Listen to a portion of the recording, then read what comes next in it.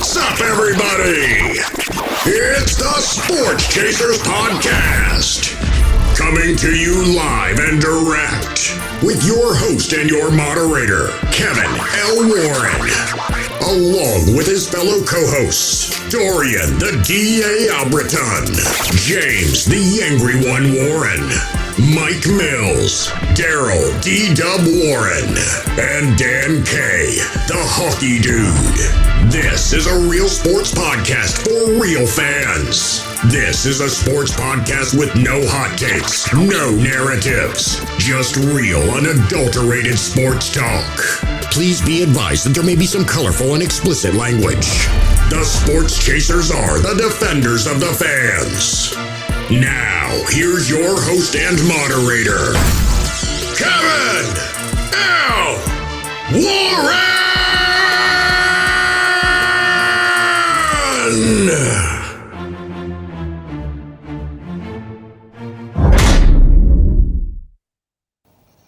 Hey, what's up, everybody? Happy Thursday. Hope everybody's having a good Thursday and a good week. It's the Sports Chasers Podcast coming to you live and direct.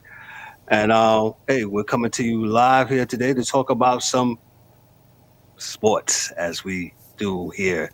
Hey, we got the fellas here. We got the DA, D-Dubb. D-Dubb, what's good, brother? How are you? What's good, family? What's going on? Sports Chasers Podcast, Thursday night. Let's get it. Thursday night. The DA, what's up, brother? How are you, sir? Yo, we in the building, man. You know what we do. We're in the building.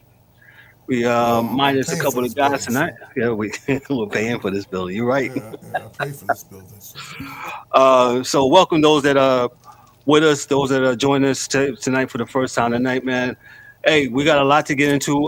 Ryan, our NBA contributor, he'll be joining us shortly around a little bit after the 8 o'clock hour in the East to talk about the NBA. But first,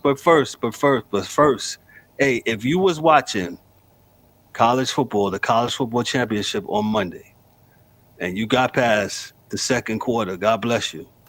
I didn't. And I'm just going to give it to D-Dubb. D-Dubb, go ahead, brother. It's his. Yo, man, the truth of the matter is they didn't get past. They didn't even get past 8:30 probably of the game because the game was pretty much over.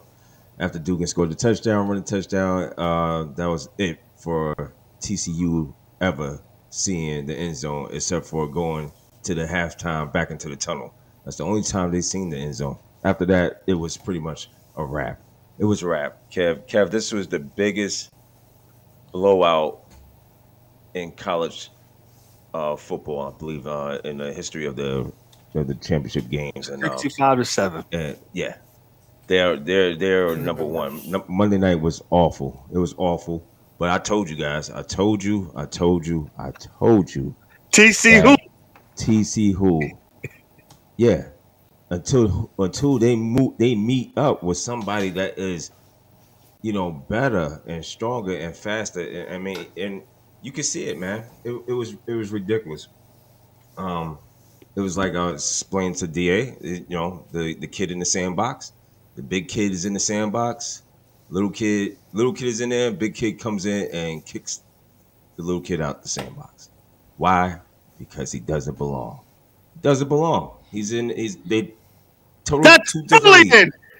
I'm sorry? That's bullying. Call it what you want to call it, but that's what it was. It was a disgrace. Yes, TC who, Dan, and I was preaching it. Talking about how the competitive balance in this. Now, kudos to them for doing their job. They did. They won, but they won against teams that they were supposed to beat. They stripped the schedule. It couldn't have been. I don't have nobody to do the analytics to tell me what was the strength of schedule TCU had compared to Georgia. Close to. It was bad. Yeah, it was bad. But let's be honest with that, right? It's going to be. Yeah. You're not. I don't know, man. These people. They don't understand how this goes. So. Go ahead, D.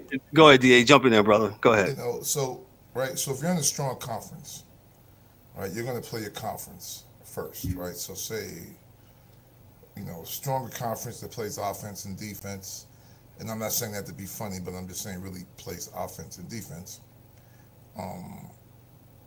you're going to have 8, if you get play 10 games in total, you're going to play 8 games in conference.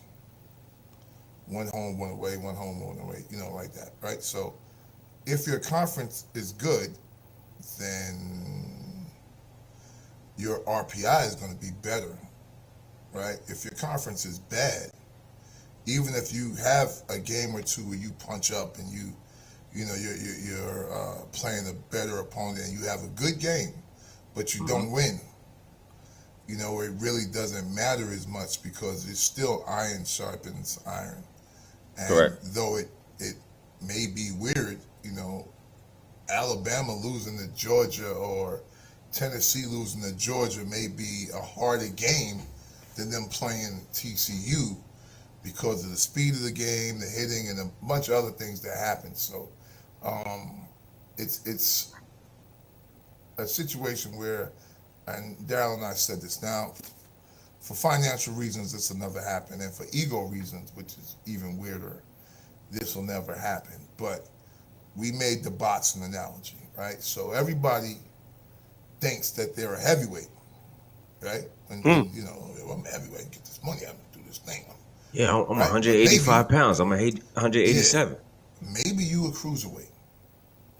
Maybe you a light heavyweight, right? So Evander Holyfield could punch up and do it, but no one else can, right? So I'm not putting Parnell Whitaker in the ring with Mike Tyson. You're not doing that.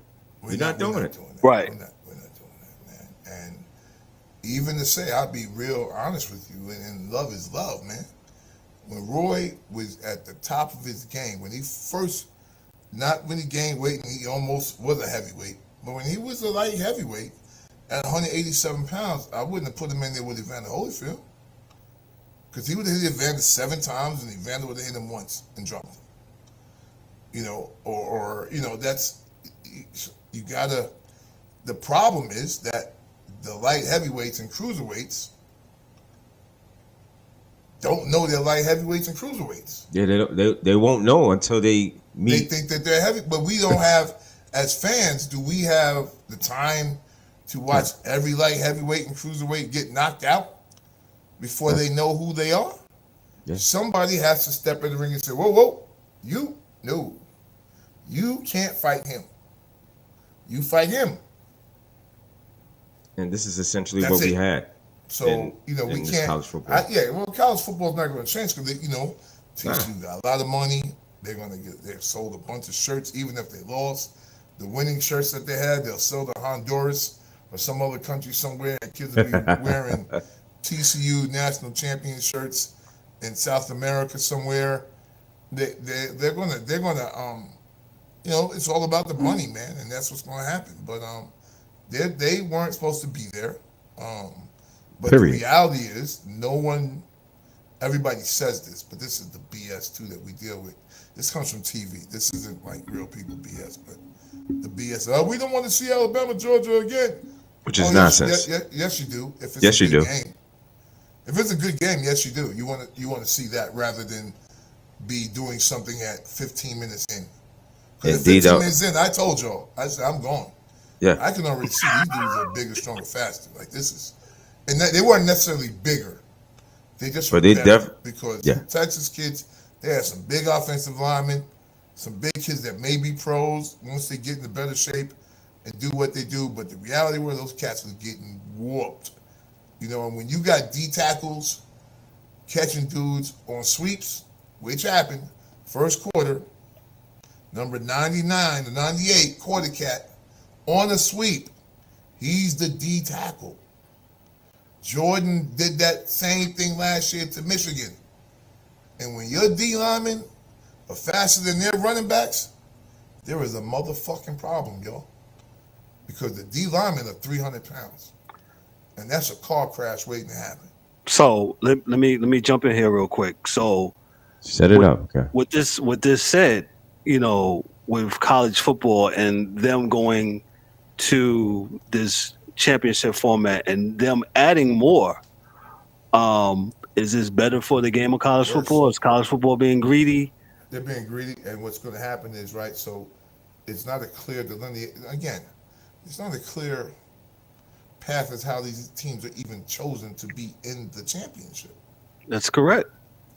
So now you're going to add 12 teams based on, they look better the last week. And dog, listen, man, are they a better team or not, man?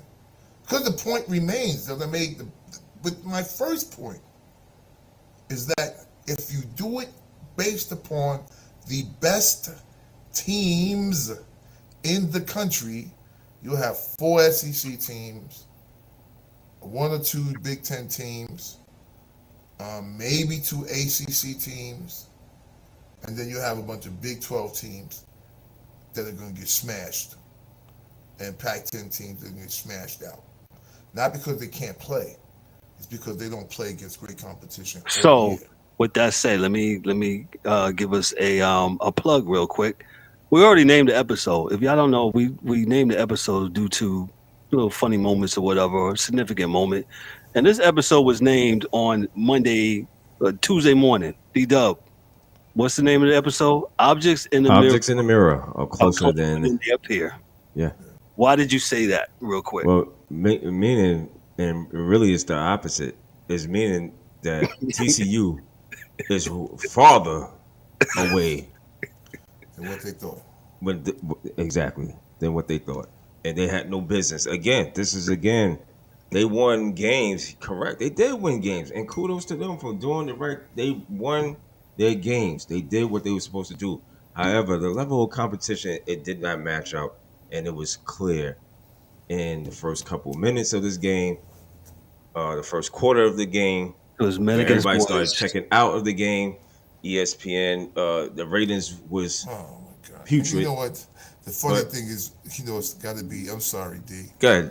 The funniest thing in the world is when you are there, having to do the commentary for the game, and within a minute, like, oh shit, these guys he covered the mic like, oh, these guys are going to beat these guys by 85 points tonight, Kirk. What are we going to talk about? Yeah, and you got to fill in that time. Oh, he's gonna talk about how Duger is this and the Duggan is this and he's this and that. He was 25. Yeah, he's 25 and getting thrown around the 25 years field. old. He's 25 and getting thrown around the field and running for his life. That's what's happening right now. Like every play, it could be the same thing over and over. So, and TCU, what did the coach say after the game? Oh, we gave her the best. Shit, no, you didn't. After the first quarter, your dudes are scared. Your hardest motherfuckers is out there like, damn, that hurt. I'm sorry, it's Stetson Bennett who's 25, the Georgia quarterback. He's 25. Dorian, DA, what do you think about that? Does it matter? They used to be all 25 back in the day when dudes ain't leave. Chris Winky. Remember, 32, right? A lot of time with pitchers, a lot of time with quarterbacks, they're usually minor league pitchers, and that's another. We don't want to talk about that. How you could be in college 3 years pitching baseball, and it don't work out, and then you can go just play football and have all your eligibility. So that's how you get 27, 28-year-old dudes.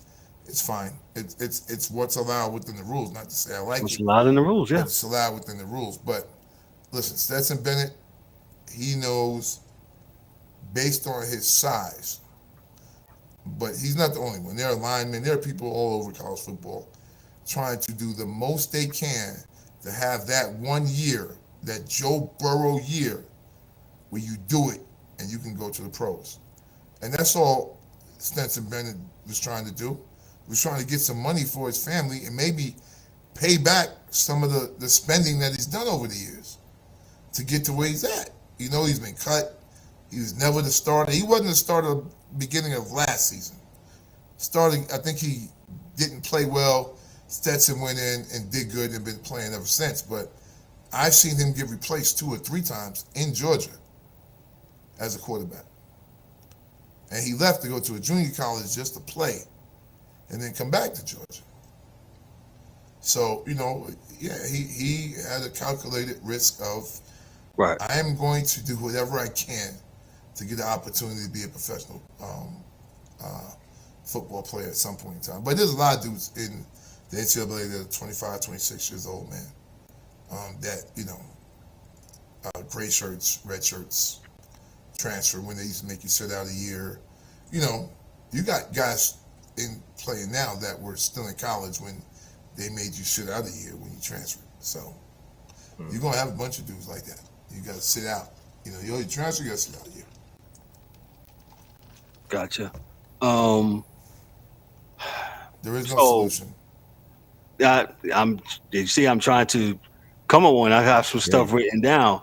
So when they go to 8, does TCU make it with this? If say when they go to 8, or what is it, 8 or 12? Whatever case. When they go to 12. Well, but maybe they get knocked out before they get to the chip, though.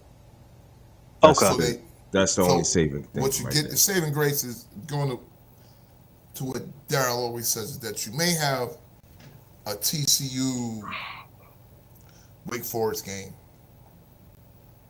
in between, right? And within, I don't know who was, a Big 12, right? Pac-12, Big 10, ACC game between those teams, where things are a little bit more, relatively more even. And I understand the Big 10 fans will say, yo, we's only a kick away from beating Georgia, Ohio State. Yeah, but if it was a fifth, we'd all be drunk. Yeah. Right? So it didn't happen. Not only that, it gives it a little bit of time. Excuse me. It gives it a little bit of time to snuff out some of these teams. So, TCU can't make it. So it might be a good thing and a bad. I mean, we'll see about the bad, but definitely a good thing snuffing out some of these teams, because they're going to try to let in everybody. And everybody's got we got a stake in our claim, stake in the claim that we should be a championship team, and you're really not. So it's cool. And you like Dan said, Michigan choked. Yes, Dan, I agree. It's not TCU's fault. No. Paul can't win in the playoffs. Yeah, Michigan should have really got them out of here. They should have, but they would have got dragged the same.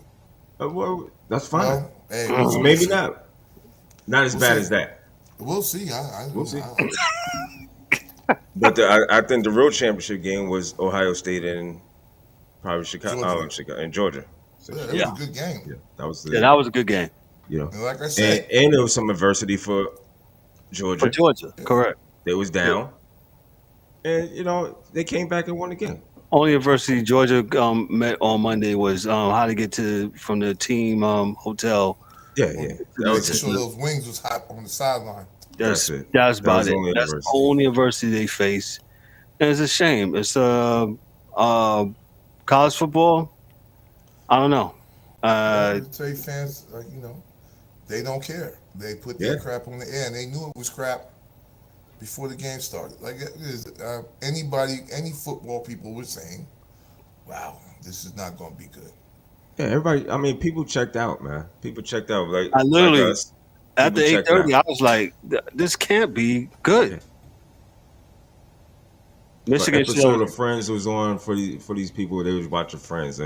Whatever else you Friends, watch. Single, whatever your flavor. Single, yeah. Yes, we're 90s. Yeah, whatever. I told people, man. Martin, go ahead. No, it's just it was over.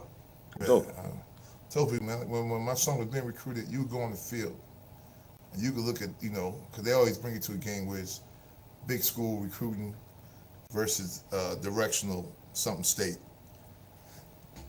And you watch some cats from the other schools come on, you're like, oh, okay, they're big dudes.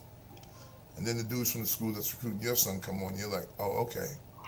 Yeah, son, hey, we're going to move the car because we're going to be leaving pretty quick. It's different. It's different.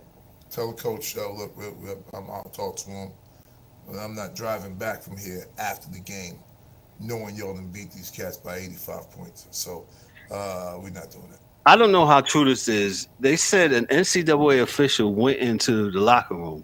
I don't know how it's true. It's folk tale, something I saw on social media. Don't know if it's true. One of the officials went in and told the coach, what's the coach's name? His name escapes me. No, of Georgia. Not Dabo. Kirby. Kirby Smart. Hey, bro, let off the gas a little bit, please. They probably did. No. And the kid said no.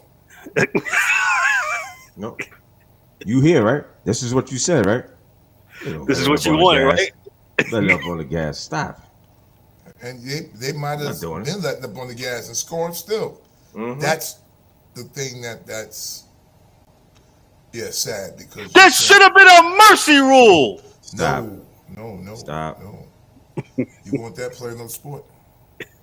Well, I mean, remember when he was Little League T-ball and everybody won the game 10-10? Well, not when I was a kid, but yeah. Bro, I mean, go ahead, D-Dubb. Yeah, I mean, I can see, but you know what? We joke, we laugh about that, and I can see them doing some, because it's not the way the sports is going now, and it's just everything has just seeped in. I'm offended. The table. So you never know. Everybody. Participation trophy.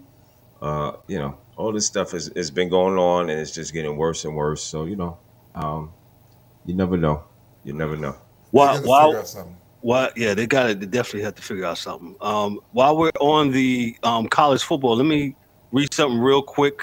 This is a couple hours ago from James Parks of Sports Illustrated. It says NCAA changed transfer portal rules for players entering a portal a second time. So let me read this real quick. The transfer portal has forever changed college football and how schools create their rosters, and now the NCAA has brought in another new change. While players going into the portal for the first time still, will still be able to get immediate eligibility at their next school, the NCAA is trying to stop players from entering the transfer portal multiple times. What's new? The NCAA Division I Council approved legislation to limit waivers for second-time transfer players. Now, any undergraduates who transfer a second time or any other time after that must meet specific guidelines in order to be eligible for immediate playing time, starting with the 2023-2024 season, or risk sitting out a year between transfers. Guys, what do you think about that? Okay. I'll start with the DA. Okay, it's cool. I think it's but I would say it's, I don't know how fair or unfair, but it's kind of putting you on the grown man thing. Like, you made your first decision, right? And you transferred. Boom, you don't want to be here. Fine. Now, if you get to the second spot and don't like it, then it might be you, and you might need to kind of sit back and see what the hell the issue is. Right. Figure it out for a year. It's not saying you can't play. It's just saying that you have been, you're sit out a year, which people did before. So it's not like it's the end of the world. Right. I'm glad they did it now, right? Because it's not so far in our rearview mirror, not to be funny, D, that people think it's a brand new thing or punishment that's being levied. And though the athletes won't care, and nor should they care. So just get my point here. They don't care, nor should they care, because it's not their thing to worry about. But it will help the schools kind of pull together their classes and help their freshmen and kids from high school be able to get in school, right? Because I told you before, we've seen it from a personal level, what the transfer portal can do to a kid going into college. And how it may take a spot that was already open. So this pause where a kid can't play, still, if the coach wants, will let the high school kid get on campus and, kind of do what they do. So it's not a bad thing, I don't think. Hey, my main man, Ryan DeSouza, he has joined us. Ryan, you joined us in the middle of a college football talk. We'll let you get to your NBA talk here in a little bit. What you think about the TCU and Georgia game, real quick? Real quick, man. Thank you guys for having me again. To be honest with you, man, I knew it wasn't going to end well. I mean, they played. They damn near played a flawless game against Michigan, and I knew their time was going to run out. man, I was like, I was rooting for them against Michigan, and then when they won, I'm like, damn, Oh, I knew it was going to happen. I didn't think it was going to happen like that, but they couldn't protect Duggan. They couldn't protect him at all, and Stetson Bennett. I mean, he didn't even get cut, man. He was, I mean, basically was just running free. He's 25 years old, by the way. I don't know if y'all knew that. Yeah, that's fine. Yeah. Yeah, I mean, there's got to be something. I don't like that at all. 25-year-old playing against 19, 20-year-old kids. Come on, man. Listen, Ryan, it's been that way forever, man. Don't worry about it. I know it has. Hey, and I remember when Florida State had Winky. I think Winky was like 26. we were just talking about that. Yeah, he was like 42. Go ahead. right. Sam Cassell for Florida State when they had Charlie Ward, like when he played basketball, he was like 24. He's like, you know what I'm saying? He was old. He went to junior colleges. Yeah, exactly. So, I understand what it is. I'm probably just hating on him. But, it's amazing what Georgia has done, man, to lose all those players. What did they lose, like 15 players to the NFL or something like that? Yep. Like Probably Alabama, but go ahead. Yeah, and then to just replenish like that and to pick up where he left off and go undefeated, winning a national championship, you have to have some type of thing to get you hyped and stuff like that. So they had that narrative that everybody was counting them out. I didn't get that. Like you're like, oh no, everybody was counting us out. I'm like, dude, you would never rank lower than 3 in the nation. Yeah, that was a professional football team, right? I told these guys to tell you. I told dudes all year, man. I know your game, but I know this game. And defense wins championships. And I told dudes that they are about that click clap in a way that no college, and I say no, college is about that click clap. So I don't know if he got these cats doing Oklahoma drills. I don't know what, because these cats hit. Yeah. And they form tackle. And they will drop you. And a lot of people ain't used to that, man. A lot of people they can't, They get hit once and they're like, ooh, right. There was a clip that circulated on social media. I guess it got leaked with the pregame speech by the coach. Yeah. And man, bro, I was like, damn. You know what I'm saying? I'm ready to go out there and play. Oh, Kirby had it going, boy. Kirby had it ready to go, boy. It was about to be on, get somebody killed out there. I was ready to go out there with my damn self. I'm only 5'5", 145 pounds. I was ready.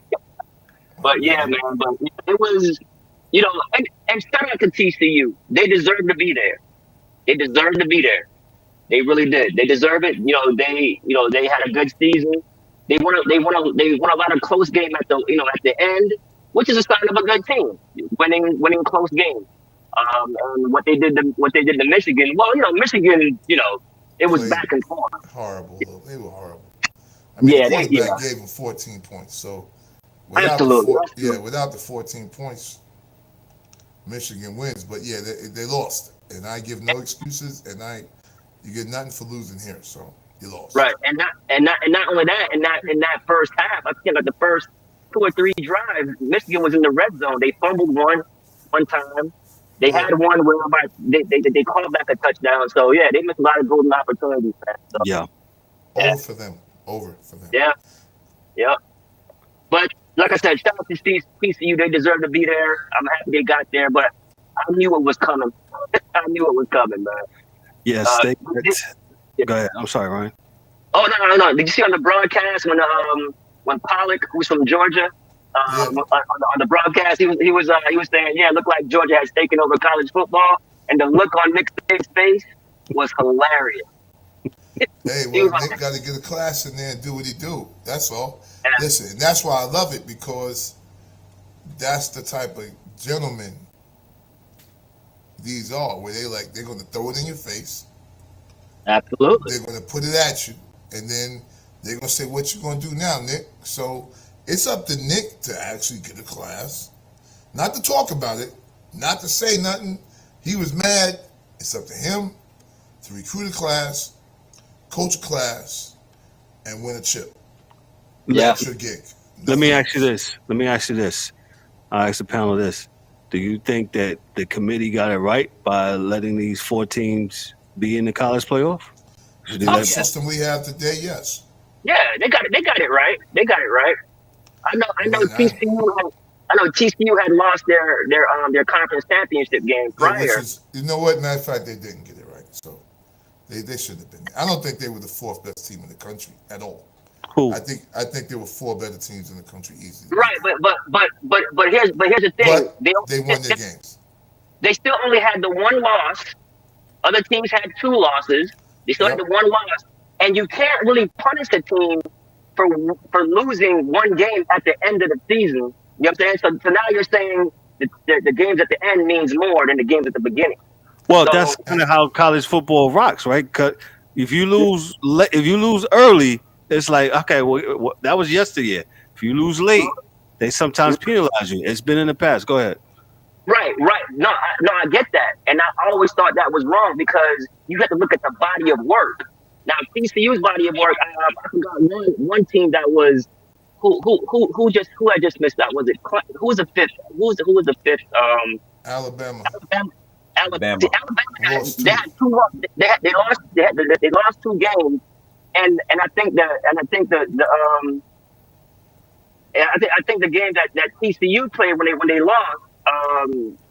You got to look at Kansas State. Kansas State. Exactly. They lost the championship, and that was their only loss. So you're telling me Alabama's 2 losses, you know what I'm saying, weighs more than my 1 loss in a championship conference game? Well, the reality is, Ryan, it does, but they just won't say it on TV.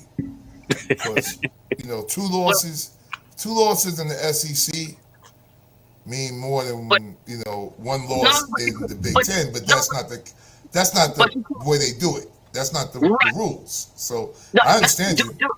Yeah, do I believe Alabama is better than TCU? Yeah, I think Alabama will beat them 9 out of 10 times. Yes, I do. But you can't punish the team for being in their conference. They did what they had to do. Yeah, exactly. Not yet, Ryan. You can't, but soon they will. Well, they're moving to that. It was a 12 game, like 12 games. They're gonna have 12 teams, but the reality is it's only going to be 5 conferences at this level. Right. In about 5 years, and then there'll be other conferences underneath that. See, so I propose, and I don't know if you heard me earlier, and I'm not going to belabor the point, but I'll give my boxing analogy, and then we can go to basketball. It looks like in college football, right? Everybody wants to be a heavyweight. Everybody believes that they're a heavyweight, but they look in the mirror, and they are actually cruiserweights and light heavyweights. But they're not willing to call themselves light heavyweights and cruiserweights. And there's nothing wrong with being the cruiserweight champion of the world, or the light heavyweight champion of the world, or the middleweight champion of the world, for that matter.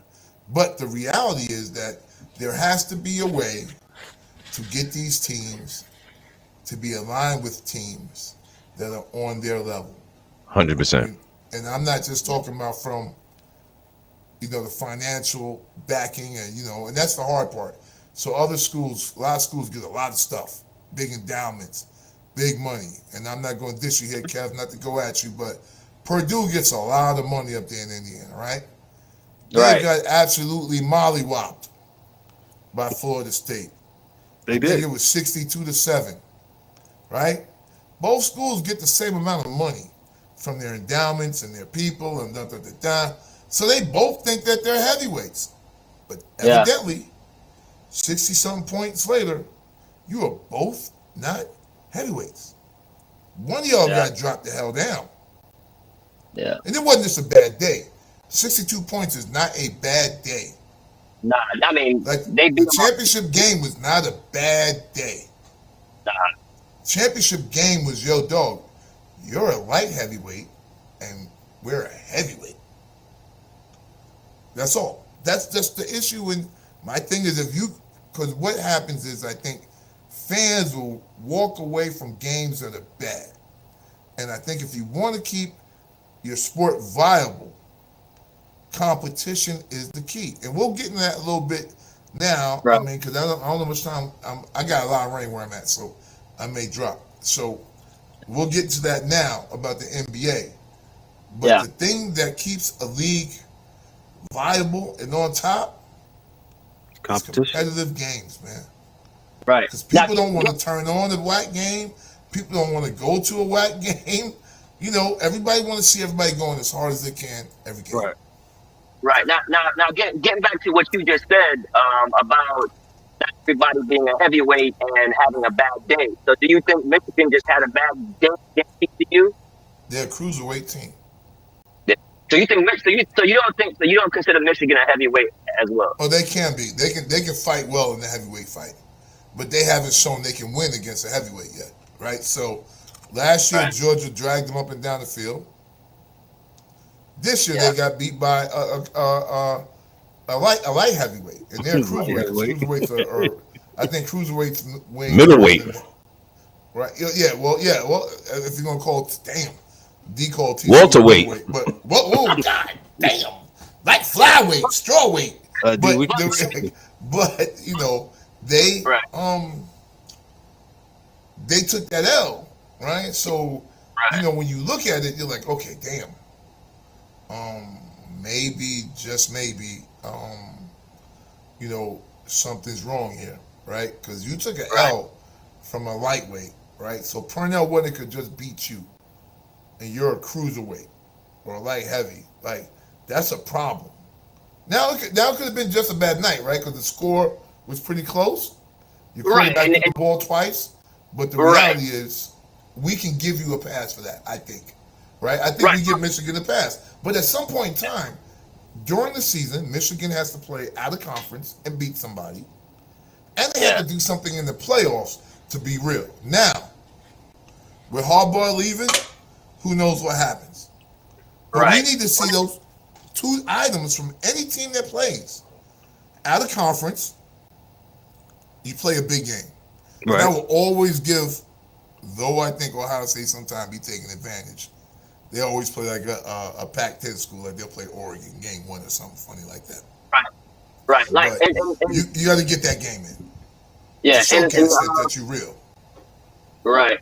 So, because what I was saying is, you know what I'm saying? Like, we all know in sports, and going back to boxing, style makes fight. You know what I'm saying? You know, the style makes fight. So it was just, some teams just match up better against other teams. So, for instance, Michigan beat Ohio State. Ohio State had Georgia on the rope. Probably should have won the game. Correct. They probably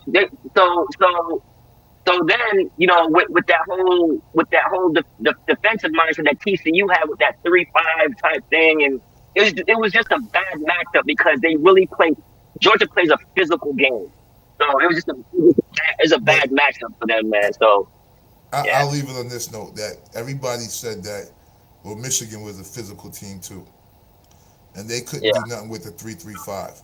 You know what Georgia did with the 3-3-5? They ran over it. Yeah. They ran through it. They threw around it. They threw between it. They damn near walked into the end zone backwards 6 times. So and they attacked the middle with the tight end. That tight end was open all day long. Now Michigan had a bunch of dudes getting paid millions of effing dollars on that sideline. Yeah. So I'm asking you, in the first quarter, you didn't have a strategy? Second quarter, you couldn't figure that out? Okay, halftime, you got a whole half hour with the band out there. You can draw some stuff up on the board. We got a big tight end that's good. As a matter of fact, we got 2 or 3 of them. We're going to the middle of the field. We're going to do this. We're going to... Okay, there you go. There you go. They did make some adjustments because they came back and made it a game. Right. It was like 24-3 or something at the half. So they did do something. They shouldn't have got down. You know, right? And that's where your cachet and your school it makes sense. But that they should have won the game. I thought I was wrong. I thought Michigan should have won the game. Yeah, but they didn't. You know what? They let that flyweight knock them the hell out. And Kevin, I'm sorry, and that's the thing with Michigan. In Michigan, you got to beat somebody. You've been there to the dance too many times and nothing. So you got to beat somebody. Same thing, Notre Dame. These cats, they get there. You got to beat somebody, and you haven't done it. So, I think that's why, and we got to go to the NBA because we run out of time. I think that's why Harbaugh is going to leave. He's took him to where he can. He took him to a point where he can take him, and he can't take him no more. He's like, I'm gonna get out. He's been there 7 years? He beat Ohio State twice. Twice. He Ohio State. Yes. And not only two, Kev, it was set up perfect for him. They didn't have to play Ohio State again. You know what I'm saying? They didn't want to see that, so they had TCU. So, man, it was right there for them, man. Damn, it was set up for them, and they just couldn't do it. Man, it's gonna be something else, especially with the next year with the college football expanding, I believe and then you got the transfer portal, as I just read here. It's starting next year. They're starting next year, the 12 team? Yes, 12 teams, I believe. Yeah, next year. Mm-hmm. The 23-24 season. Yep. Wow. Wow. We shall see. So, hey, that's for college football. We spent a good 40 minutes on it, but I think we needed to spend 40 minutes because it was a big deal that the game sucked and why it sucked, and we delved into why the game sucked and whatever. But it's all good, and hopefully this will bring the NCAA. I don't know how they're gonna. Well, hopefully they'll pick. Well, DA's shaking his head. Kev, don't do it to yourself. Ryan's here with the NBA. Ryan, let's go. What's up, man? So, man, I don't know what it is about the NBA this year, man, but it seems like I don't trust any of these teams, man. Like you look at the standings. You got what? Denver, number 1 in the West, tied with Memphis. You know what I'm saying? And like, I don't trust those two teams. And out east, you have what? The Celtics, Milwaukee. The Nets. I mean, can you really trust the Nets? And I mean, when they're together, they ball out. But it always seems like there's something going on with them. Now Durant is out. Yeah, Durant is now out for a month. Yeah. But the thing where I think that's what's going on with the league, and it was really cute at the beginning, but now I think it's starting to hurt the regular season. This playing tournament thing, where the top 10 teams, the 7, 8, 9, and 10 play for the last 2 spots. That's why I feel like players are sitting out. There's no urgency in the regular season, and I just think it's just. I mean, I know we talked about it before. The scoring is just ridiculous. Like I mean, there was one day where there's like 10 40-point scores and like 3 50-point scores. I mean, Donovan Mitchell just had 71 points. Yep. It's like. Right. Can I jump in? I'm sorry. Yeah, absolutely, Kev. Yeah. Yeah. So let me jump in. So you are NBA dude, and we absolutely. I've been talking to these guys the last couple of weeks about the scoring, about cats now is catching 70 points a game like it's nothing. Like it's supposed to be special, but it's not special. You understand what I'm saying? 51 here from Luka. He's getting. So let me go back to you said sense of urgency and people, these cats are sitting. So if you remember, I'm gonna take you back to yesterday. So remember there was a lockout year or whatever when the Nets, I believe, went to the finals against the Lakers. Was it the Lakers? I forgot who it was. Was it the Lakers? Yes. Yes, they played the Lakers, and then they had the lockout season the next year. And remember, they went from 82 games into that year because it was locked out season. The season was shortened and went to 50. That was one of the best seasons. Go ahead, Ryan. You were saying? No, that was the you said that was when the Knicks. I would just remember the Nets played the Lakers in the championship, and then the very next year they got locked out. The NBA locked the owners locked out the players, and then when they came in illusion, probably around January or whatever, they shortened the season to 50 games. That was the year that San Antonio Spurs won that. San Antonio Spurs won that, and then. But I say this to say that the Nets had just got Tim Duncan. The Nets had a good squad. But what happened was the Nets had lost like their first 2 out of 15 games. Game over. That was it. Their season was done. It was hard to recover. They didn't make the playoffs that year. And I absolutely feel nowadays some of these cats, they sit out, low management. I'll get minimum. Bare minimum. And like you said, the playing game is the worst thing probably that could happen to the NBA amongst other things. And it just, to me, it's not really a good thing for the product. I totally agree with you. Now, I was a fan of it. I'm like, oh, that's pretty cool. And then it was so excitement. But when Memphis was playing Golden State and they had knocked them out, it was exciting in the game. But what you're doing is you're at the cost of the regular season. You're getting 3 to 5 games maybe at the end of the season where it's really high. Exciting, yeah. But then is it worth you know what I'm saying, making your regular season with no sense of urgency? Because the 10th seed can win 2 games and get into the playoffs. What are we doing? And this is why the NBA itself is eating itself. It's killing itself. One, the owners, and I always get on my podcast buddies here because they say like it's all just the players that sit out. Owners and coaches sit these dudes out. Of course. It started when Pop started with everybody think. I don't know why people think it was after that, but it was Popovich with Tim Duncan. Oh yeah, he said he was doing this. He told the world. Yeah. He's like, yo, he said, why are you sitting out, Tim? Because I want to. I was like, oh, okay, Pop. You know, he had the stage. He could do what he wanted then, and so what happens? Timmy was older. Continue to do that.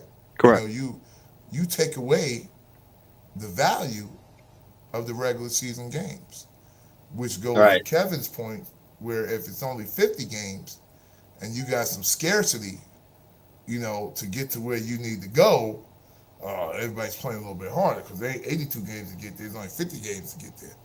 But the reality is that, you can say that, Kev, and I can give that to you, but Michael Jeffrey Jordan said, I go out here and play every night because somebody paid their money to come see a show. Kobe Bryant. Unquote. Yeah. What, Kobe Bean. You talking about guys who understood? Well, I mean, I'm human beings that cared about other people.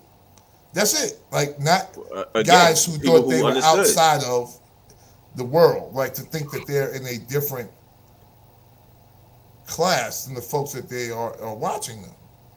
Shit, they got motherfuckers that pay enough money to damn near sit on the fucking bench. Yeah. So what do you mean? You right with your fans. They're sitting on the bench with you. Mm-hmm. If you fought, they know you fought. Right? Yeah. But my thing is we sitting out games and we on the end of the bench throwing bottles around. Like, I'm old, and I know that's not something I would go for as a coach, player, my son playing. Like, listen, man, you stay there on that court. If you hurt, you ain't playing, you watch the game, you cheer on your teammates. End of story. But we're not going to get into that part of it because that's digress. What I'm saying is that go ahead. Games that these guys, they need to play every game. They need to play defense when they are playing. And if the games didn't have 150 points in them, people would watch them. Because the one thing people don't tell you is the ratings per game of the the early 2000s, late 90s, 90 something to 80 something, games, or because it's going up every year. It was like 102 points a game was what was given up then, and now it's 113 points a game. Yikes. I remember watching Stevie Francis and Kobe Bryant go at it and guard each other and play defense and do the trick around the back, dribbling, going into the heart. You can have both. They're not mutually exclusive. It's a game where you play offense and defense and you put on a show. All three are supposed to happen. And now we only get parts of one or two, and you're going to sell me an NBA ticket. This is why I got a problem with the league. Ryan, how do we fix this? Yeah, Ryan, Ryan, you're the commissioner. Give it to me, commissioner. I'm the commissioner. I have to get rid of this playing game, man, because like I said, the playing game is just taking away. It's taking away.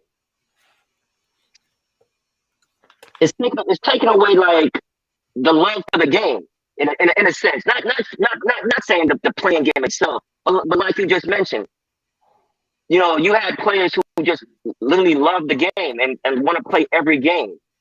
Jordan, you know what I'm saying? Kobe, and if people are hurt, they're hurt. All right, but absolutely. But you know what I'm saying? But for instance, Kawhi Leonard. He's not going to play unless he's 100%, bro.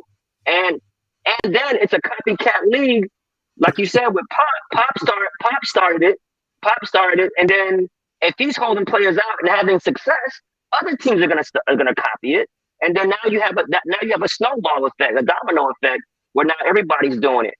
So you have the regular season has to have some urgency to it, man. Like, okay, I got to get back, or we're gonna miss the playoffs. Not, hey, as long as we in the 10th seed, man, we just gotta stay right around there. We're in the 10th seed. All we gotta do is win 2 games, and we the 8th seed. Then it's like it's watered down in the regular season, and also too, I think they have to they like for the awards, MVP, Defensive Player of the Year. You're going to have to play a certain amount of games in order to be eligible. I know they have it for like stat leaders and things of that nature. And there's a quote unquote, you know what I'm saying? There's not a specific number, but there's a he didn't play enough games or whatever, but they have to come with a hard number to get these players out there to play. And again too, man. Yeah. And again too, like you said, DA, these coaches and these franchises are holding out these players. Players want to play, bro. That's all they know. When they're at this level, they want to play. You know what I'm saying? So it's a money thing. They're holding on to their investment. You know what I'm saying? Like, again, if you're hurt or you're injured, don't go out there, man. But if if you got nicks and bruises, man, you got to get out there, man. And to be honest with you, I was a fan and I like the playing tournament, but I see what it's doing to the regular season, and it's just I'm looking at the standings. I got to look at the 10th team with the losing record. You know what I'm saying? That has a chance to make it to the playoffs. I mean, what is that? You know what I'm saying? It just, do we listen to the games? Right? Do we listen to games like Kevin said? But then what's going to happen with that? You're going to lose the value of stats. And being a historian of the game, you know what I'm saying? That's how you kind of compare errors. You know what I'm saying? Where the 82 game season, you move it to 50 games, then you got to take averages. But then, if somebody's only playing 50 games a season, right. Who's going to be the next dude that's going to try to catch LeBron when he passes Kareem? You know what I'm saying? Yeah. So those are narratives that the league loves, and they will never, ever lessen the game. They're going to be losing money. They're going to be losing money. All right. So They want more games, obviously. But then going back to the history of the stats. So I don't think I would lessen the games, but I have to get rid of this playing tournament thing, man. This playing game with the 10, 9, 8, and 7 seed. I just again I was wrong. I liked it at first because it was exciting. Those 3 games at the end of the season was very exciting, but then you're compromising the regular season. You know what I'm saying? With those games. With those games, because there's no urgency to get back on the court and to get to that 8th spot. Yo, I gotta get that 8th spot. Anthony Davis, you gotta come back now because we gotta get to that 8th spot and make the playoffs. When teams are looking at the schedule and they were like, oh, okay, we're only, we can just get to the 10th seed. We can bring them back right now. You know what I'm saying? It's hurting, man. And getting back to what I was saying, like, I don't recognize the league. I mean, which is probably a good thing. You know what I'm saying? You have your Denvers that's on top, the Memphises, you know what I'm saying? Out east, you still got the heavy hitters, Milwaukee. I think Milwaukee is the only team I trust if they're healthy, because I think Milwaukee wins last year if Middleton doesn't get hurt. Oh, facts. That is a whole fact, man. Actually, let me tell you, as good as Steph Curry was in the finals, they had no business winning that championship. None. They had no business winning that championship. I mean, Clay wasn't even back yet. I mean, but again, can you trust Boston without can you trust Boston? Can you trust you can't trust Philly because as much as I love Harden, you can't trust Harden. You can't trust Embiid. You can't trust the Nets. Now you can trust Embiid. They jerked him out of one of them MVPs saying he was hurt too much. He destroyed the Joker. No, I mean I'm not talking about his game. As far as the playoffs and things of that nature. So I mean, Doc had an all-time great Boston team. Can you trust Doc? Doc is always blowing leads. You know what I'm saying? Yeah. So there's so many like parallels to the league where, okay, who is the favorite? We've always had favorites. It has to be Milwaukee, like you said. Right? Yeah. I think that's it. Boy, Ryan, you're getting a lot of chat on this one. What? I'm just saying. I don't know if you see the comments below. Some of the guys chiming in and said, our man E, who couldn't be with us tonight, he said I haven't recognized the league for the last 6 to 8 years. Bro, like I mean, Kev, take a look at the standings. I mean, is it parity or is it just bad basketball? Now you can't. So let me, and we can probably talk about this for 2 days. I think it's bad basketball, and it's not old dudes hating on new stuff, but basketball. It was there's offense and there's defense, right? And he always says, "Hey, we're naming all defensive teams for what?" And nobody's playing no D. That's why these guys is acting like they're in church and waving their hands and you're right. Listen, man, Draymond talked all that shit, right? If they would have played Milwaukee in the series last year, Giannis would have dragged his ass up and down the court. Oh no, yeah. And you were talking about how good a defender you are. All you would have did was foul him and got fouled out some games and tried to look good. But Giannis would have dragged your punk ass up and down the court. Point blank, period, end. That's it. That is it. So I don't see these all-world defenders that we're talking about. And the numbers don't lie. The stats say that they're allowing in this league 113, 114 points per game on average. And I can understand that the skill level's better. They're taking more threes. But that means that nothing has happened on the defensive end. Nothing. There has been no new developments on defense. They're still in the horse and buggy on the defensive side, but we're driving Bugattis on the offensive side. Yeah, and just to be clear, the Sacramento Kings are averaging 119 points per game. Jesus. Let's just let that sink in. Right, but and also too, guys, the league knew the scoring was going to go up this season because of the take foul rule. So they knew, you know, the score was going to go up because now you just can't grab somebody and then and stop a fast break because they wanted to highlight. So they expected the increase. And another thing where I think hurt the league and hurt the players and the mindset of the players, right? Which was this whole okay,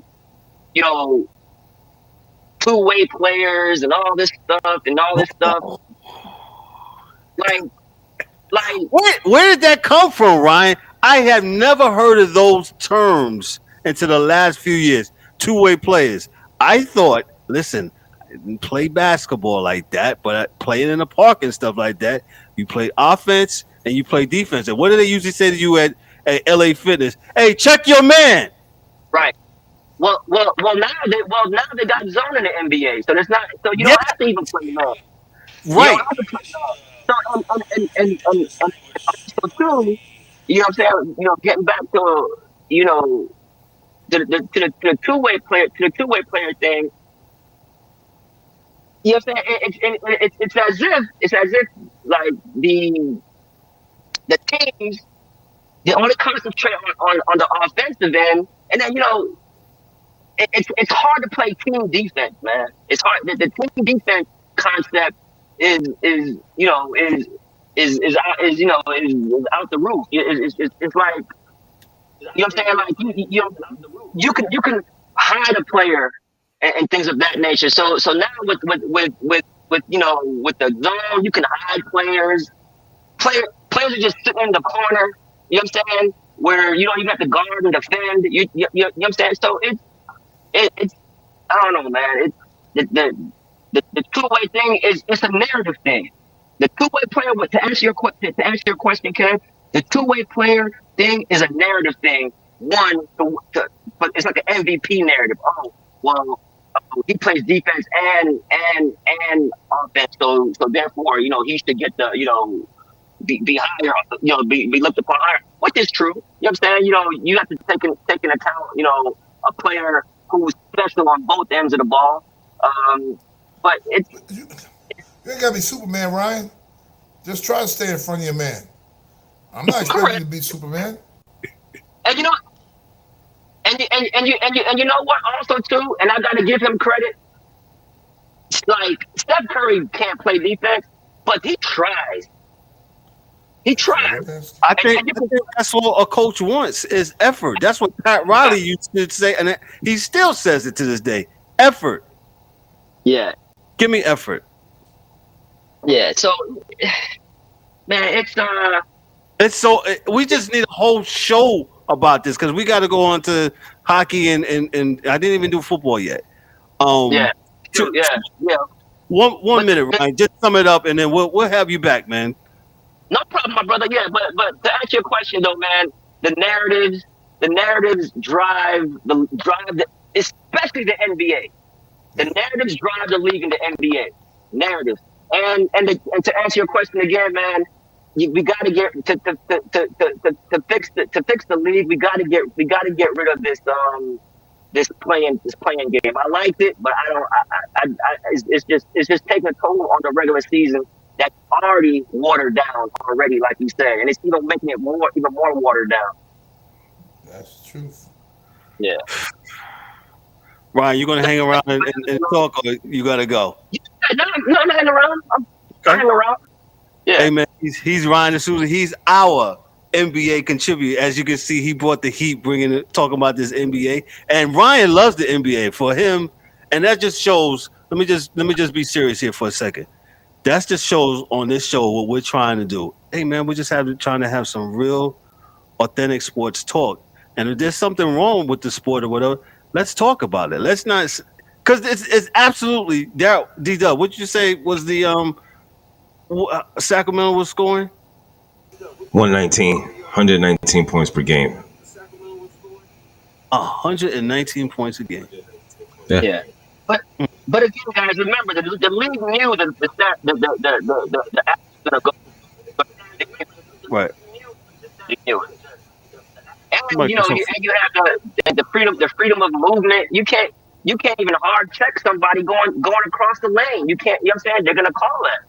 So the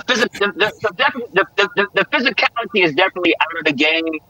And I mean, I'm not saying go back to the Knicks and Heat. You know what I'm saying? I'm not saying that. When the games are like, you need some balance, though. You do need some balance. You do need some balance. Absolutely. Need some balance, man. Hey, Ryan's gonna hang around with us, man. But he's Ryan DeSouza. He's our NBA contributor, man. Thank you, Ryan, so much, man. Let me move on real quick. Dan, go ahead. Move on real quick to hockey. Dan, you're gonna be very proud of me. Let me do this hockey thing real quick. Well, not real quick, but just touch on it for a little bit. The top power rankings of the top 8 teams here. We got the Boston Bruins, who are currently 32-4-4. Boston keeps on doing their thing. The Maple Leafs, 26-9-7. Carolina Hurricanes, 25-9-7. The Dallas Stars are 25-11-6. Tampa Bay Lightning are 25-13-1. The New Jersey Devils have they kind of came back down to earth, but they're 26-12-3. It says here Thomas Taylor had an underwhelming start to his New Jersey career last year, but he's back to being a 50-point guy this season. The Seattle Kraken, who are the expansion team from last year, they're 24-12-4. They're in 7th in the power rankings, and you have the Vegas Golden Knights, who are 27-13-2 on the power. Let me go 8. Let me go 9. The Winnipeg Jets. Then you got 10 for the Rangers, the New York Rangers. 11 is the Kings, the LA Kings. Sorry about that. Washington Capitals, Minnesota Wild, and the New York Islanders bring up 13 and 14. Just a little bit of news here, and I think this is funny. Dan will probably appreciate this. As I say this, the NHL All-Star Game should be coming up, and the Philadelphia Flyers, John Tortorelli, in a direct quote, says he has a real hatred for the All-Star Game. Let me just read this real quick. Philadelphia Flyers head coach John Tortorella did not hold back when asked about forward Travis Konecny's omission from the NHL All-Star Game. Tortorella made it very clear he and the All-Star Game event don't mix. Okay, I don't worry about that, Tortorella said. The whole game, the whole weekend, I don't even watch it. I think it's turned into it. I'll leave it at that. I really don't care. John Tortorella, if you don't know, he never mentions his words as he's. What do you say, DA? Said not at all. He's going to tell you what it is. He is going to tell you, does say what he thinks. Also, the NHL announced 4 head coaches for the 2023 All-Star Game. Maybe this is what he's talking about. 4 head coaches. You got Jim Montgomery, Rob Brindamore of the Carolina Hurricanes, Pete DeBoer, and Bruce Cassidy will man the benches for their respective divisions. With the All-Star vote, John Montgomery of the Boston Bruins, Rob Brindamore, if I said, of the Carolina Hurricanes, Pete DeBoer of the Dallas Stars, and Bruce Cassidy of the Vegas Knights. They will head their teams in the All-Star Game. Dan will be back with us next week, and he will break down some of the nuances of the All-Star Game. And we talked about this before about which All-Star Game is the best out of all of them. I tend to think it's football don't even have one no more. So actually, they're doing the right thing. Yes, they're doing the right thing. Dan, you said he's an idiot, Tortorella. Yeah. Oh man. That's Dan's man. Yeah, that's Oh man. Hey man, that was me with the NHL and hockey today. Dan will be back next week with that, man. But thankful for Dan. Hey, if y'all didn't catch it, hey, guess what? Our intro, hey, we got my man Dan in there now, as y'all can probably hear and see. So yeah, we're moving right along. Let's go to the National Football League. The National Football League divisional play will be this week. We got some good matchups. We got some matchups everybody has met early in this year. So we'll go, we'll just start with the first one. We'll go with the Jaguars at home against the San Diego Chargers here. Did I lose somebody? Oh, I thought I lost somebody. No, I'm sorry. Let me go to Seattle. The first game Saturday afternoon, Seattle against the Seahawks against San Francisco. The Niners have beat the Seahawks twice this year. Well, let me talk about this, Ryan. Since we're talking about why we don't like some stuff in sports, I don't really like how the NFL has added another playoff team. I don't like that because now you take away a bye from the other team, and I don't like that. It's just being greedy. Go ahead. I actually like it, man, because why should the second best team in the conference get a bye? Like that to me, that's like I'm like, okay, I'm set. You know what I'm saying? And there's always times when, like, throughout the history of the league, before they had it where it was 7 teams made the playoffs and only the number 1 seed get the bye. There was always that team like, damn, I wish they would have made it in there. You know what I'm saying? Like, so I am a fan of that where another team gets in, because why should the second best team in the conference get a bye? Like that always didn't make sense to me. You know what I'm saying? The top team, should get a bye, but you know, I like it, Kev. So I strongly disagree with you on that one. Well, that's cool. We both can't agree to get going down. All right, D-Dubb, what you think about? Well, let's go to D-Dubb real quick about this game. What you think about the Niners and the Seahawks, and we'll get to you, Ryan. Okay. Niners and Seahawks. This is going to be an interesting one. You know, again, you got these division teams playing together, and then, you know, you said the 49ers had beat the Seahawks the last twice, right? Yeah, twice. Oh, hold on 1 second, Kev. Have some technical. You too? Yeah, so they beat them twice. Yeah, I mean, I wouldn't be surprised if Seattle wins that game. You know what I'm saying? I wouldn't be surprised. Wouldn't be surprised because it's a division game, you know, and to beat a team 3 times, we already know history tells you it's very, very tough. Now, that being said, I'm picking San Francisco, but I wouldn't be surprised if Geno Smith turns out cranks something out a pretty decent game to win the game. But San Francisco defense is, I mean, looking at it, San Francisco defense is tough, man. They're tough to beat. Mm-hmm. You know what I'm saying? And get back to that point, yeah, I'm in agreement with Ryan. I happen to like the way they have it now. You don't need 2 teams that need to have first round byes. If you want the first round bye, win the whole division. It's incentive to win the whole daggone division. Come in first place. Yep. Win the conference and get that bye. The second place team, I never liked that. I'm like, damn, why does the second place team get a bye? Like, I mean, you know. And also too, you know, the division winners gets the home game. So that's no matter what record you have. But if I can comment on the matchup with Seattle at San Francisco, yes, man, sir. I think this might turn into TCU versus Georgia, man. To be honest with you, bro, I think this could get really ugly. One, San Francisco got Debo back.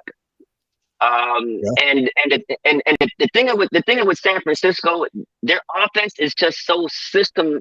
It's a system. So you plug in. They don't ask their quarterbacks to do anything special. Just get the ball to the skilled positions guys' hand. Whether that's Debo, whether that's McCaffrey, Ayuk, Kittles, and that offense is clicking on all cylinders with McCaffrey, man. I mean, them getting McCaffrey really bolstered that offense, and they always had a good running game. But now, when you put a guy that special back there who can also catch the ball out the backfield, they're just so tough to cover. And then you mentioned it, San Francisco's defense is just it's phenomenal. So, and then with Seattle, they have Walker back there, the rookie running back who had a great season. But can you trust a rookie running back on this stage right now to pass protect? Because San Francisco's pass rush is amazing. So their linebackers are amazing. So and they're going to get tons of pressure. I don't like what I'm seeing with Seattle's passing game. I know Geno had a good season, but he's been kind of off these last couple of games, especially with DK Metcalf. Metcalf only had in week 17 week 17 he only had on 9 targets, 1 reception. So they're going to him. But it looks like they're not on the same page. Lockett came back from a thumb injury. That's good for them. But I think this game could get ugly and ugly quick. Okay, I'll talk to the Niners fan real quick. Da, we're talking about your game with your team, the Niners and the Seahawks. This is game number 3 between them. Ryan thinks it's gonna be a cakewalk for the Niners. I think it's gonna get ugly. It's hard. It's very hard to beat a team 3 times. And Carroll's a good coach, a good defensive coach. I don't know if they have the horses to win. I believe they got a hell of a running back, and we got to contain him. And if we can contain him and keep them out of obvious play action pass situations, I think we'll be fine.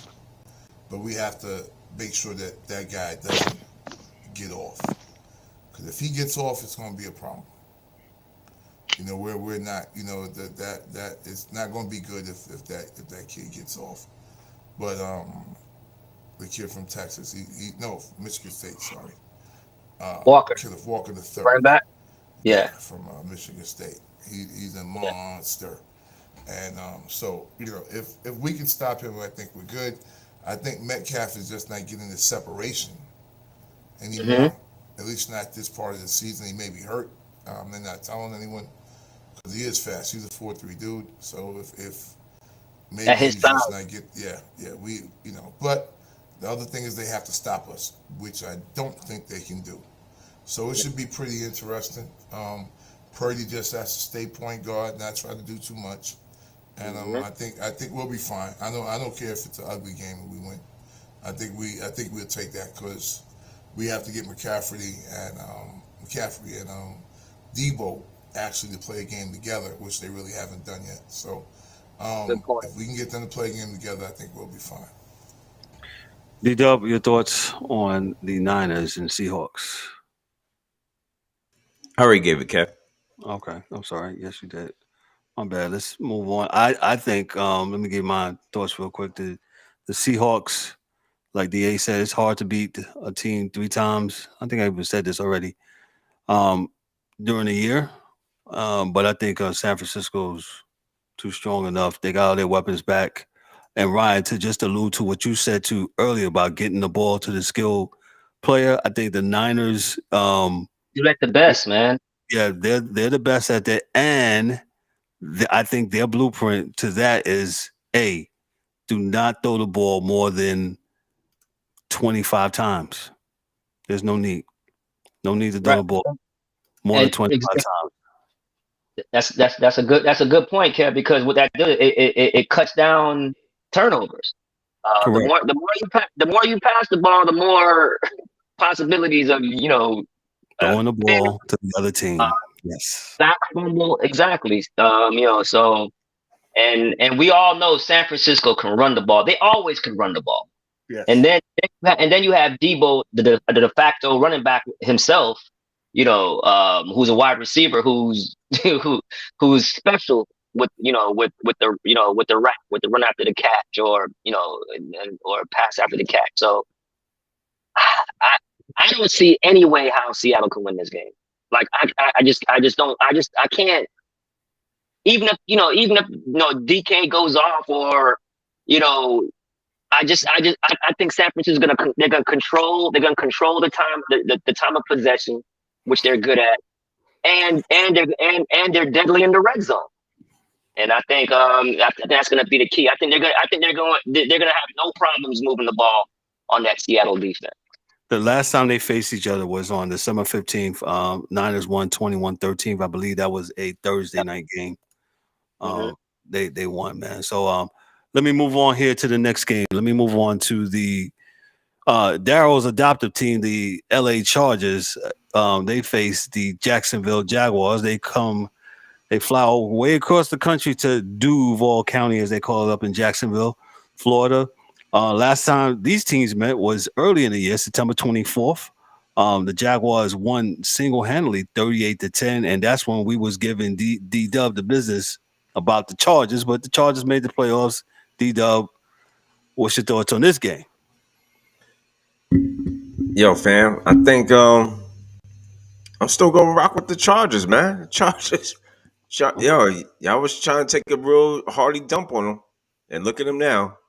They got going to Duval County, and Jacksonville, arguably probably the hottest team right now. So we shall see. I'm still picking the Chargers to go in there and to win the game. Everybody. I don't think there's they don't have too many people that's out or hurt as far as with LA. Okay. So, but it should be a competitive game. Mike Williams. We'll be all right. Mike Williams ain't playing. They say he's questionable. They say he should play, but that guy is so injury prone already. What is he doing in a meaningless game in the third quarter? Why are they doing that? Like it makes no sense for them to play. D-Dubb? Hey, Ryan, I ain't got all the answers, bro. I'm just saying. I'm just picking them to win. You know what I'm saying? Picking them to win. Yeah, I'm with you. I'm with you on it. I don't understand. The coach has been questionable all year. So, all year long, he's doing some stranger things. Weird shit all year. So I mean, this is not new to us, right? With him. And I like the coach's aggressiveness. So I'm not going to take that from him. I like his aggressiveness. Too aggressive at some parts of the game. But, man, there's no way you can't play Mike Williams, who's always hurt, always dinged up in the beginning of the game.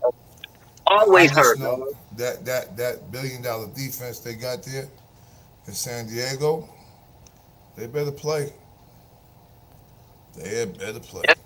You're right. Jags are explosive, man. Jags are explosive. Very much so. So we'll see.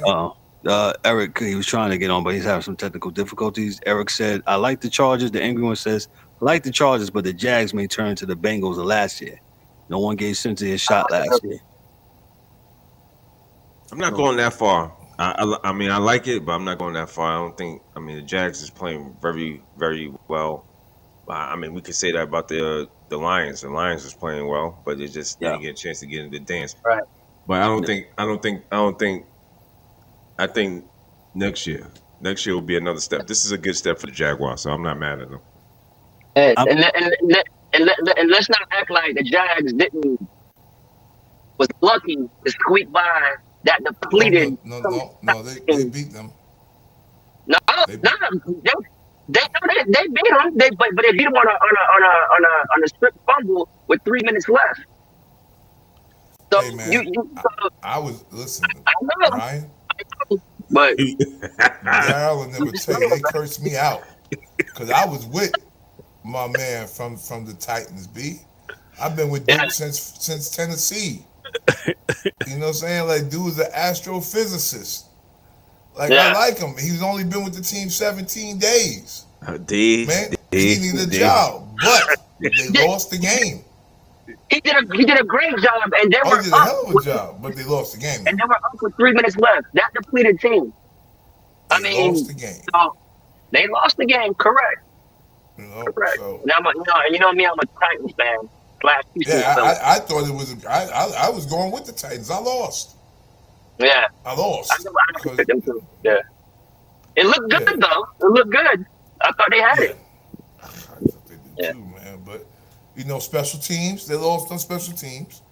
Little dude got a little return on them, and you had the strip fumble. And you know, the Titans have some things to do for next year. They got some decisions to make. Quarterback. Quarterback. So, absolutely. So I'm with you, but I think I'll go with Jacksonville too because I just don't like the Chargers.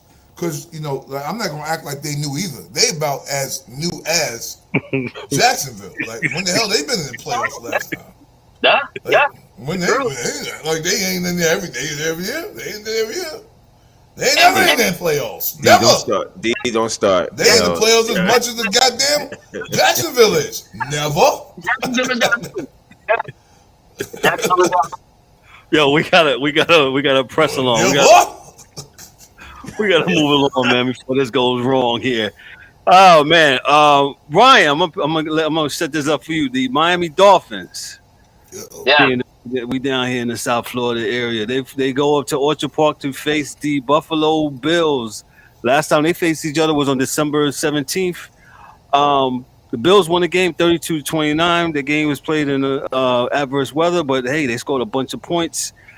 Ryan, what you think about this game here? Bills. Yeah, I see the Bills riding this momentum, man, with the whole, you know, thank God Hamlin is safe. It's okay. But I think they just have a chip on their shoulder. They have like a new leaf on football life. You know what I'm saying? With Hamlin, no pun intended, my guy. With Hamlin being okay. I just think they're on cloud 9 right now. And but let's be honest, man. Even without their Tua or maybe Bridgewater, they're going to be playing the rookie. It's Waddle and Tyreek. Hopefully Tyreek is healthy, but they can change anything. They can take a 5-yard hit route and take it to the house. So that's the great denominator right there. Where okay, it seems like they're not doing anything, and then bam, they just hit you quick. But Buffalo seems to be on a mission right now, and I don't know what the weather's going to be like. That's a factor. It's been nice the last 2 weeks at these cold stadiums, man. So we'll see about that. But like I said, I think Buffalo is right now is just they're everything's just falling in line for them. And Josh Allen is a beast, Diggs is a beast. Now the run game, that's what I think is going to control this game because like I said, even though Tua's not there, Teddy Bridgewater, Buffalo don't want those dudes, Tyreek and Waddle on the field.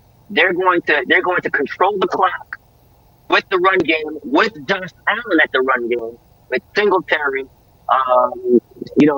getting a couple of carries. But you can tell in the last couple of games with Buffalo, they really weren't running Allen a lot.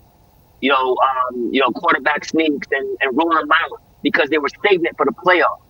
I look for Allen to get about 60, 70 yards and probably a touchdown on the ground. And I think Buffalo wins by like 10 points. Buffalo by 10. I think the Bills are going to win. I don't think, with Tua not playing, of course, that changes a lot of things. Yeah, things can happen with the receivers with Tyreek Hill and Waddle. I still think Buffalo has too much to win this game. So, excuse me, for the Dolphins, they're going to be limited, and I think Buffalo should win this game probably by, I'll say 10 points too, Ryan. I'll give it to D-Dubb. Go ahead. I'm sorry, Ryan. You had something? And another point too. Mostert is out. I think Mostert is out. I think he finger or something. Yeah. So that's a big hit because he's been playing well. The weather for Sunday is supposed to be at game time supposed to be 21 degrees. So wow. Yeah. So D-Dubb, what you got on this? Dan is saying 28-10. This game is going to be okay. It's pretty cold. I don't think I don't think Miami's winning this game. You know, this is pretty much a Buffalo's time right now. I think I have Buffalo and the Chargers Super Bowl. Mm-hmm. I mean the championship game. Right. Yeah, I don't see no difference. I think Buffalo's going to go ahead and take care of Miami. Gotcha. DA, who you got? I'll take Buffalo, but not by that much. And I don't think it's going to be a big win. I think Buffalo relies too much on Josh Allen. And the minute he has a bad game or gets hurt or gets nicked, they're going to lose because they don't have anything else. Like, I like the running back, but he's not doing anything big. Offensive line is okay. They're not great because if they were, Josh wouldn't be running like he runs. The defense is underachieving, so we'll see what happens during the game. If they do win this game, this is the only one they're winning. I do not think they're a special team. Not at all. They rely too much on the quarterback. They're like Lamar. You see what happened to Lamar? He's not playing? Okay, there you go. Same thing with this team. He accounts for 70% of their offense on paper. Facts. Wow. That's running touchdowns and him running, throwing the ball. You know, it's too much. It's far too much. So yeah, but it's all good. It's okay. Let's move on to the next game. We're going a little bit over, man, but it was so much to get into tonight, man. It's a good show tonight. Let me move on. Hey, my football, New York Giants, they go back to Minnesota. Last time they was there on December 23rd, they lost a squeaker, 27-24. They absolutely lost on a 61-yard field goal. Minnesota had a squeak by. The Giants could not solve Jefferson in the second half. And, hey, the Giants did their best. They could have won this game, but they didn't. Minnesota was 61 yards better. I'll give it to D-Dubb. D-Dubb, what you think about the New York Football Giants? Our Giants, with the NY hat on. The NY. I think, again, that was a good game this year. Giants played Minnesota well. Yes. Like you said, they lost by a 61-yard field goal, man. I mean, come on, bro. You can't. I mean, it was easy for me to take it, but I don't believe in Minnesota at all, and I've noticed a lot of people don't believe them at all. So I don't know if it's going to catch them. If it's this game, I'm going with the Giants to win. If it's this game or the next game, but Minnesota's not going. They're not going all the way to the Super Bowl, so you can forget that, cancel Christmas, all of that. So, but I'm taking my Giants to knock them off early. Gotcha. DA, who you got? I'll go with y'all, though I don't believe in y'all. But Saquon is from the Bronx, so Saquon is from the BX, so we rock with Saquon. Shout out to the BX, I guess. Yeah. I believe in Saquon and Daniel Jones. Ryan, who you got, brother? The Giants in Minnesota. I'm sorry, guys, but because they're at home, they're a different animal at home. They're on that turf in Minnesota. I think Minnesota wins a close one. I do think the Giants will play well. They're gonna run the ball. Minnesota's defense has been terrible, man. Terrible. But their offense is their offense is prolific. They have, Dalvin Cook, the Jefferson, stud Thielen. Jefferson, Thielen, the tight end that just got traded from Detroit. So I think this is going to be high scoring. And I believe if Daniel Jones doesn't turn the ball over, you guys have a good shot. And he hasn't. And he hasn't. He's been awesome. He's been awesome. Not turning the ball over, not fumbling like he always fumbles. And the thing I love about him, man, he can really run the ball. He's an athlete. Daniel Jones really knows when to run, how to run. He's very efficient at it, man. He's sort of like he runs the ball like almost like not as physical as Josh Allen, but he gets like 60 yards a game. I call him in fantasy football. I call him an RB2. You know what I'm saying? He's like a running back too because he gets a touchdown every on damn near on the ground. So I believe it's going to be a close game, but I'm gonna lean slightly towards Minnesota because of their weapons on offense and because they're going to be in the dome at home and that crowd is going to be live. So I'm going to take Minnesota in a close one, maybe by 4 points. Okay. Well, like I said, I'm picking the Giants here. I think the Giants should have beat them last time, didn't. But yeah. Well, I think the Giants absolutely will win. Let me go to the next game, the Sunday night game on Super Wild Card Weekend, divisional games. Baltimore, the Ravens and the Bengals get together again. The Bengals won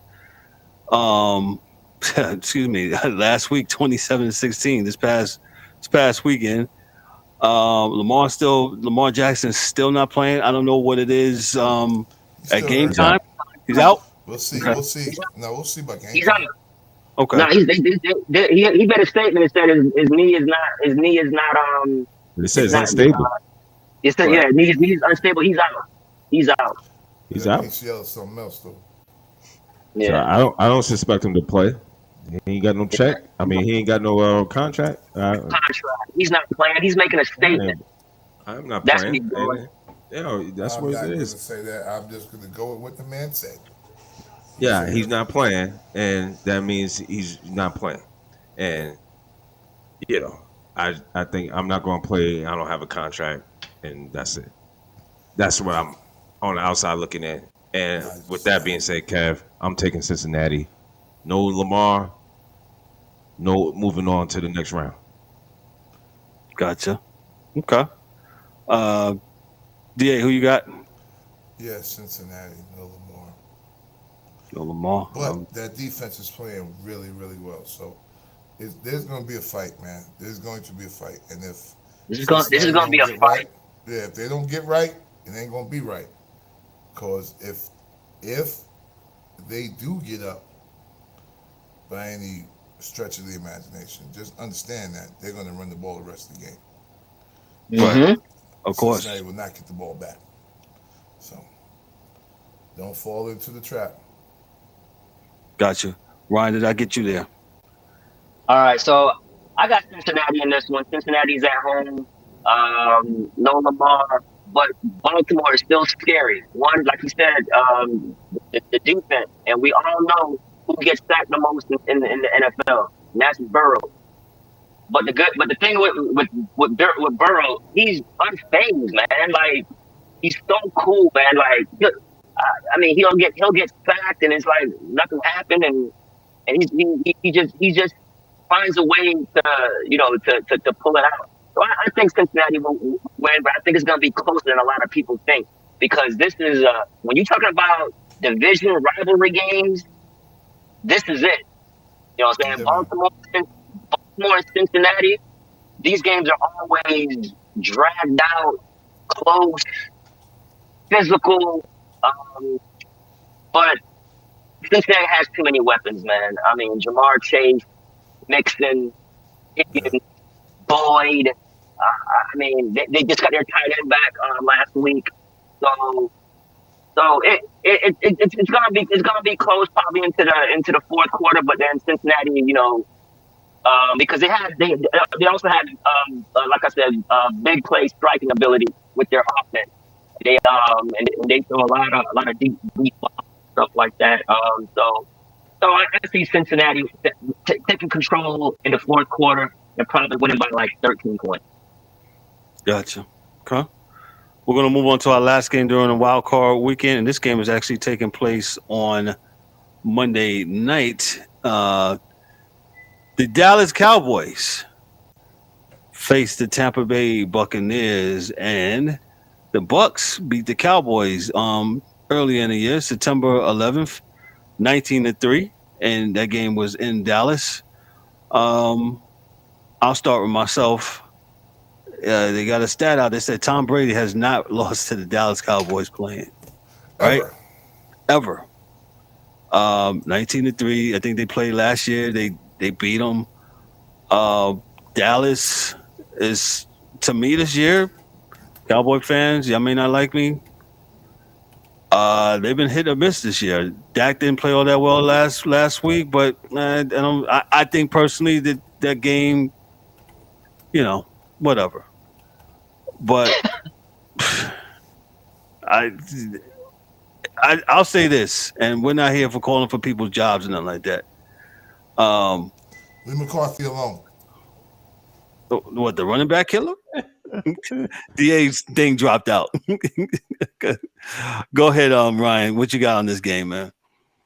Man, this game is so intriguing. Like, I thought, as I'm thinking about it, man, there's so many ways that Tampa Bay can win it, right? And then there's so many ways that Dallas can win it. And I just think having Pollard healthy now, for some reason, man, I think Dallas is gonna win this game. I think they're gonna get to Tom Brady with Parsons in the pass rush. I think their run game has been off the last couple of weeks. But one thing about Dallas in the past couple of years, after a bad loss, they always bounce back. So yes. Yeah, so I think that Dallas is prime, and I think Dallas is gonna win this game. I think this might be. I also think this might be it for Tom Brady in Tampa. Yeah, I think so too. I think his time is up, and I don't think he's gonna retire either. There's talks of him going to maybe Vegas and other places. So yeah, but I like Dallas. With their skill position and I mean, let's be honest, man. Tom Brady's been struggling this year. It's been a struggle for him. He had a nice game. He finally connected with Mike Evans on 3 like basically bombs. But if Dallas defense comes to play, I think Dallas is gonna win this.